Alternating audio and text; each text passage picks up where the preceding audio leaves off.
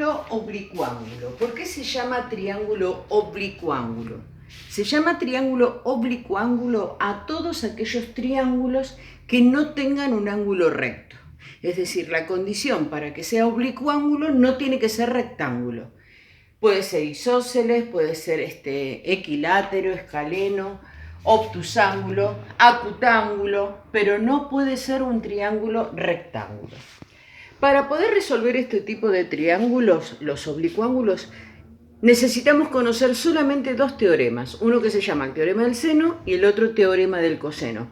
Son los únicos dos teoremas que me van a permitir resolver cualquier tipo de triángulo oblicuángulo, o el teorema del seno o el teorema del coseno, no hay otro. Pero antes de comenzar el desarrollo de esos teoremas, vamos a ponernos de acuerdo. A los vértices los vamos a llamar con letra minúscula. Van a encontrarse con materiales donde los nombran al revés. A los vértices con mayúscula y a los lados con minúscula. En nuestro caso, los vértices de este triángulo es el vértice A, el vértice B y el vértice C, con minúscula. El lado opuesto al vértice lleva el mismo nombre, pero con mayúscula. Entonces, el lado opuesto al vértice o al ángulo A se llama A mayúscula. Al ángulo C, C mayúscula. El opuesto al ángulo B, B mayúscula. Entonces tenemos como el lado A, el lado B y el lado C. Vamos a suponer, para demostrar el teorema del seno, antes de dar la definición, vamos a suponer que tenemos un triángulo con estas características. Dice que este lado mide 14,31 centímetros, el lado B mide 15 centímetros,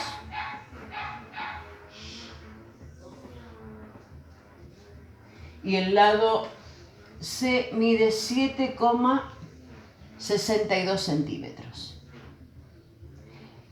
Este ángulo mide 30 grados, este ángulo mide 70 grados y este ángulo mide 80 grados. ¿Qué dice el teorema del seno? Si ustedes recuerdan el concepto de razón, ¿a qué llamamos razón en matemática? Cuando nosotros tenemos dos medidas, dos segmentos, dos números, dos cantidades y dividimos esas dos cantidades priorizando un determinado orden, se llama razón. A lo criollo. Si yo tengo el número 10 y tengo el número 2 y me piden hallar la razón de estos dos números, lo que tengo que hacer en este orden, dividir 10 dividido 2. Entonces la razón es 5. Entonces, ¿a qué se llama razón? A la división, al cociente entre dos medidas. Pueden ser dos segmentos, dos cantidades, dos números. Dice el teorema del seno que si yo tengo este lado, ¿no?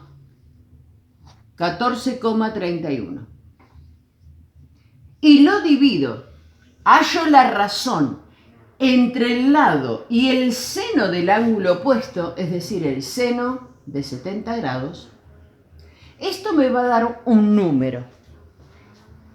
Ese número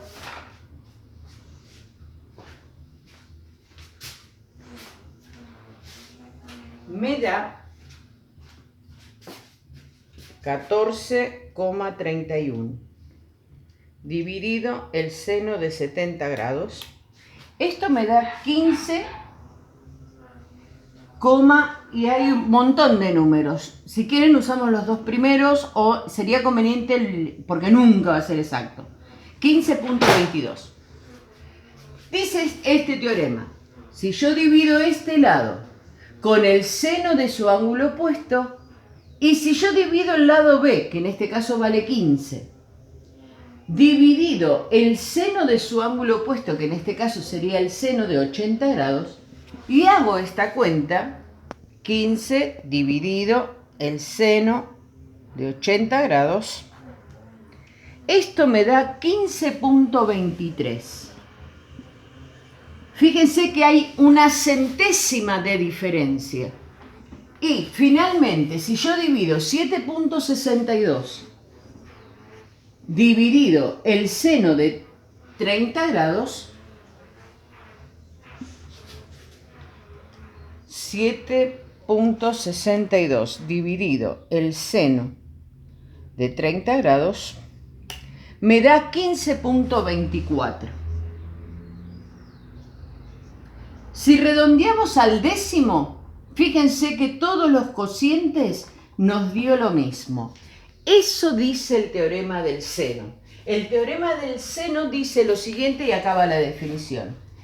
La razón entre un lado y el seno de su ángulo opuesto es una constante. ¿Qué quiere decir que sea una constante? Que da lo mismo. Entonces, si yo hago A dividido el seno de su ángulo opuesto, ¿cuál es el ángulo opuesto al lado A? A minúscula. Va a ser igual al lado B dividido el seno del ángulo B dividido el C con el seno del ángulo C. Acá está el teorema del seno. En este teorema interviene una triple igualdad. Nosotros siempre vamos a trabajar de a dos. Podemos trabajar esta con esta, esta con esta, esta con esta, ¿está bien? O esta con esta. Siempre se trabaja de a dos. Señores, para poder aplicar, y acá está el secretito, ¿cuándo puedo aplicar el teorema del seno? ¿Siempre? No. Este teorema solamente es aplicable en dos condiciones. ¿Qué información necesito tener para poder aplicar este teorema? Necesitamos tener como información dos lados y un ángulo, o dos ángulos cualesquiera y un lado. Si yo tengo como información dos lados y un ángulo, o dos ángulos y un lado, voy a poder aplicar el teorema del seno. Nunca se olviden que en todos los triángulos, sea el triángulo que sea, sus tres ángulos interiores suman 180 grados. Eso es un concepto que no lo recordé porque doy por entendido que ya lo tienen claro a esto. Entonces, resumiendo, el teorema del seno que dice que si yo tomo un lado y lo divido por el seno de su ángulo opuesto, me va a dar exactamente lo mismo que si tome otro lado del triángulo y lo divida por el seno de su ángulo opuesto. Y ese valor va a ser exactamente si yo tomo el tercer lado del triángulo y lo divido por el seno de su ángulo opuesto. ¿Cuándo puedo aplicar el teorema del seno? Siempre que tenga como información dos lados y un ángulo, o dos ángulos y un lado. ¿Y esto para qué me sirve? Me sirve para calcular ya sea ángulos o para calcular lados. Según el requisito, yo puedo aplicar el teorema del seno para calcular lado o ángulo. Teorema del coseno. Alumnos, previamente a la definición, cuando nosotros trazamos dos lados de un triángulo, estos dos lados ya determinan un ángulo. Nosotros lo llamamos ángulo comprendido. Es decir, cuando se trazan dos lados del triángulo, ya queda determinado uno de sus ángulos interiores. Entonces, al trazar el tercer lado, hemos definido los otros dos ángulos interiores del triángulo. Otra vez con los mismos nombres, simplemente por una cuestión de comodidad, A, B y C. Y acá dice la definición y nos tenemos que limitar a lo que dice la definición. En todo triángulo, esto pasa en todos los triángulos, no solamente en los oblicuángulos, lo podríamos demostrar también en el triángulo rectángulo. Un lado al cuadrado, elijo el A, un lado al cuadrado es igual, dice la definición, es igual a la suma de los cuadrados de los otros dos lados, a la suma de los cuadrados de los otros dos lados. ¿Quiénes son los otros dos lados? El lado B y el lado C. Un lado al cuadrado es igual a la suma de los otros dos lados al cuadrado menos el doble producto. ¿Qué significa doble producto? 2 por el doble producto de dichos lados, es decir, de estos dos lados, de B y C, por el coseno del ángulo que ellos determinan. ¿Qué ángulo determinan el lado B con el lado C? Determinan el ángulo A. Por el coseno del ángulo A. Esto, así quedaría la expresión si yo elijo como primer lado el lado A. Si tuviese que expresar B, ¿qué dice el teorema?